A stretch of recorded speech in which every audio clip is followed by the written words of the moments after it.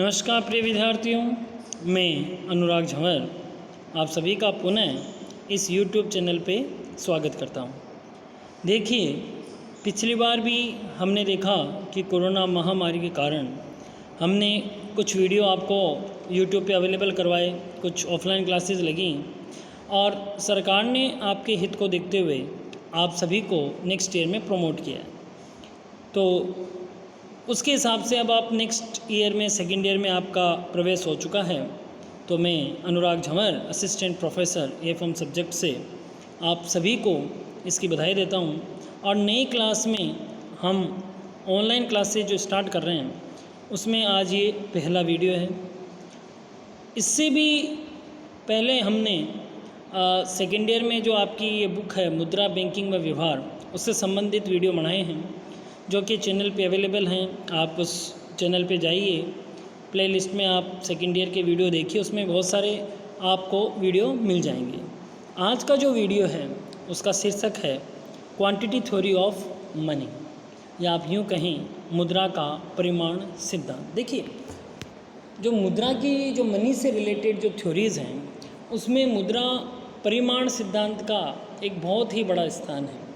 Fisher ने मुद्रा परिमाण सिद्धांत दिया था और उन्होंने एक जनरल स्टेटमेंट निकाला है।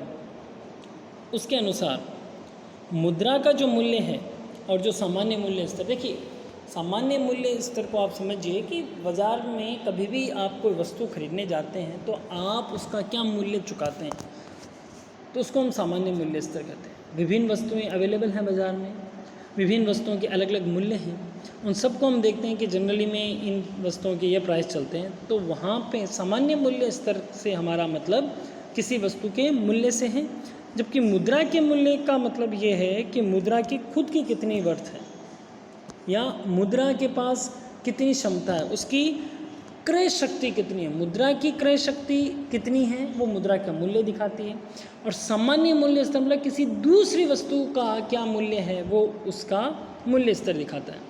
तो मुद्रा का मूल्य और सामान्य जो मूल्य स्तर है, इन दोनों में इन्वर्स रिलेशनशिप होती है, इन दोनों में विपरीत संबंध होता है। कैसे होता है? देखिए, जब मूल्य स्तर गिरते हैं, फॉर एन एग्जाम्पल आम के प्राइस 100 रुपये से घट गए 50 रुपये किलो हो गए। तो जब आपके पास 100 रुपये थे तो आप आम किलो 1 किलो खरीद पा रहे थे आप आम को। जब मूल्य किसका, सामान्य मूल्य स्तर या आम का मूल्य 100 रुपये से घट के 50 रुपये हो गया, तो इस स्थिति में आप उन 100 रुपये से 2 किलो आम खरीद सकते हो।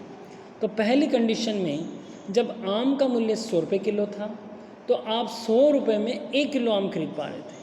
लेकिन जब मूल्य सामान्य मूल्य स्तर या आम का मूल्य गिर के 50 रुपये हो गया तो आप उन्हीं 100 रुपये से 2 किलो आम खरीद पा रहे हो। इसका मतलब कि जब 100 रुपये पहले की दशा में 1 किलो आम के बराबर थे, वही 100 रुपये की मुद्रा द्वितीय अवस्था में जब आम का मूल्य गिर के 50 रुपये हो गया तो वो 100 रुपये 2 किलो आम के बराबर हो गए। तो यहाँ ये स्पष्ट होता है कि किसी वस्तु का अगर मूल्य गिर रहा है तो उसमें मुद्रा की क्रय शक्ति बढ़ती है, अर्थात मुद्रा का मूल्य बढ़ता है। अब आप दूसरे एग्जाम्पल में लीजिए कि जैसे 1 किलो केले की 30 रुपये प्रति किलो की दर से भाव है, तो अभी आप 60 रुपये में 2 किलो आम खरीद पा रहे हैं। लेकिन किसी कारणवश केले के भाव बढ़ के 30 से 60 हो गए, तो अब आप 60 रुपये में केवल 1 किलो केला खरीद पा रहे हो। तो पहली दशा में जब आप 60 रुपये में 2 किलो केला खरीद पा रहे थे, दूसरी अवस्था में आप 60 रुपये में केवल 1 किलो केला खरीद पा रहे हैं। इसका मतलब ये है कि मुद्रा का मूल्य गिरा है जबकि केले का मूल्य बढ़ा है। तो यहाँ देखिए, हमने जो 2 एग्जाम्पल लिए हैं आम और केले के, इससे ये स्पष्ट हो गया है कि जब किसी वस्तु का मूल्य बढ़ता है तो मुद्रा की क्रय शक्ति कम होती है, और जब किसी वस्तु का मूल्य गिरता है तो मुद्रा की क्रय शक्ति बढ़ती है। तो इन दोनों में जो रिलेशनशिप है वो इन्वर्स है। ये फिशर ने अपने इस सिद्धांत में कहा है कि मुद्रा की, अब इन्होंने एक चीज़ और कही है कि अगर मुद्रा अगर देखिए वस्तु उतनी है, यहाँ पे देखिए इनफैक्ट इन्होंने जो मुद्रा की क्रय शक्ति है उसके लिए जो जिम्मेदार पक्ष है वो इन्होंने इस सिद्धांत में मुद्रा की पूर्ति को ही बता दिया। और वो कैसे है वो हम इसको आगे देखेंगे। तो देखिए, इसमें फिशर ने कहा कि मुद्रा की क्रय शक्ति मूल्य स्तर के विपरीत होती है। ये हमने अभी एग्जाम्पल देखे, उसमें हम समझ चुके हैं। इसलिए मुद्रा क्रय शक्ति का अध्ययन और मूल्य का स्तर का अध्ययन एक ही बात, बस उसका इम्पैक्ट अलग पड़ता है। जो मूल्य स्तर के लिए पॉजिटिव है वो मुद्रा के मूल्य के लिए नेगेटिव है। अब इससे संबंधित जो फिशर का जो मुद्रा परिमाण सिद्धांत है, वो उसमें वो क्या कहते हैं, ये कहते हैं कि मुद्रा का जो मूल्य है वो उसके परिमाण का मतलब उसकी मात्रा पर निर्भर करता है। अगर अन्य बातें समान रहें, देखिए आपके इकोनॉमिक्स में अलग अलग थ्योरीज में ये तो एक इम्पॉर्टेंट पक्ष आता ही है कि अदर थिंग्स रिमेन कांस्टेंट, अन्य बातें समान रहेंगी तभी ये थ्योरीज लागू होगी। यहाँ पे ये क्या कह रहे हैं कि मान लीजिए मार्केट में 100 किलो आम की आपूर्ति है, तो वो जो 100 किलो आम की आपूर्ति है वो चाहे प्रथम केस हो चाहे द्वितीय हो, दोनों ही केसों में एक ही बात रहेगी। लेकिन प्रथम केस में ये कह रहे हैं कि जो मुद्रा की मात्रा है वो 1000 है, जबकि दूसरे केस में मुद्रा की मात्रा 2000 रुपये है। तो जब आम की पूर्ति तो 100 की 100 है, अब पहले 1000 रुपये उसके पीछे भाग रहे थे, मतलब 1000 रुपये अवेलेबल थे 100 किलो आम को खरीदने के लिए। तो यहाँ पे मूल्य हो गया आम का 1000 में भाग लगाइए आप 100 का, तो 10 रुपये। लेकिन मुद्रा की मात्रा बढ़ी, अन्य बातें समान रही। आम 100 के 100 किलो हैं, मुद्रा की मात्रा 1000 से बढ़ के 2000 हो गई। तो अब 2000 रुपये भाग रहे हैं 100 किलो आम के पीछे। तो यहाँ आप जब 2000 में भाग लगाओगे 100, तो आम का जो मूल्य आएगा वो 20 रुपये आ जाएगा। क्यों?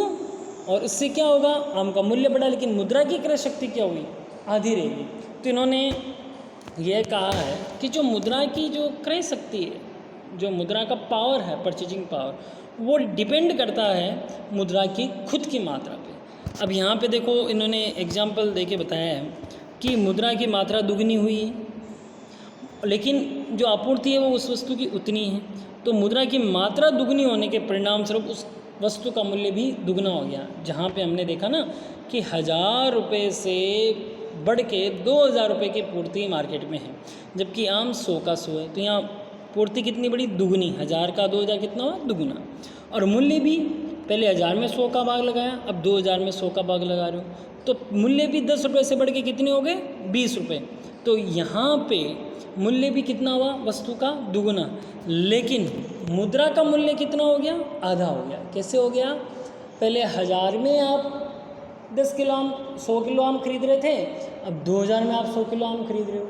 इसका मतलब अब आप 1000 में कितना खरीद पा रहे हो, केवल 50 किलो। पहले 1000 में 100 किलो, अब 1000 में केवल 50 किलो। इसका मतलब आपकी जो क्रय शक्ति है वो आधी होगी। वहीं हम करेंगे मुद्रा की मात्रा आदि कर लें। जो मुद्रा की मात्रा 1000 थी उसको घटा के 500 कर लें, तो जो 100 किलो आम है उस 500 में आपको 100 का भाग लगाना पड़ेगा। तो अब जो आम की कीमत है वो कितनी होगी, 5। तो जो आम का पुराना जो मूल्य स्तर 10 था वो घट के कितना हो गया, 5, मतलब आधा हो गया। और मुद्रा की क्रय शक्ति कितनी होगी, दुगनी। अगर 500 रुपये में हम 100 किलो खरीद पा रहे हैं तो 1000 में कितने खरीद पाएंगे, 200। तो यहाँ ये स्पष्ट है कि जो मुद्रा की मात्रा और जो मूल्य स्तर होता है उसमें एक आनुपातिक संबंध होता है। जिस अनुपात में मुद्रा की मात्रा बढ़ती है उसी अनुपात में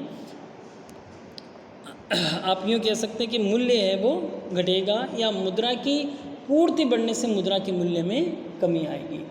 तो फिशर ने मुद्रा के परिमाण सिद्धांत में मुद्रा का जो मूल्य है वो कैसे डिसाइड होता है, उसके लिए जो जिम्मेदार चीज़ बताई है वो चीज़ मुद्रा की खुद की पूर्ति को ही रखा है कि किस प्रकार से अन्य बातें समान रहने से मुद्रा की मात्रा में कमी या वृद्धि के कारण से मुद्रा की क्रय शक्ति में प्रभाव पड़ता है। तो आज के लिए बच्चों इतना ही। आज हमने देखा फिशर का मुद्रा परिमाण सिद्धांत क्या कहता है। अब हम आगे नेक्स्ट चैप्टर में देखेंगे कि किस प्रकार से मुद्रा की मांग व पूर्ति डिसाइड होती है। आप सभी का धन्यवाद।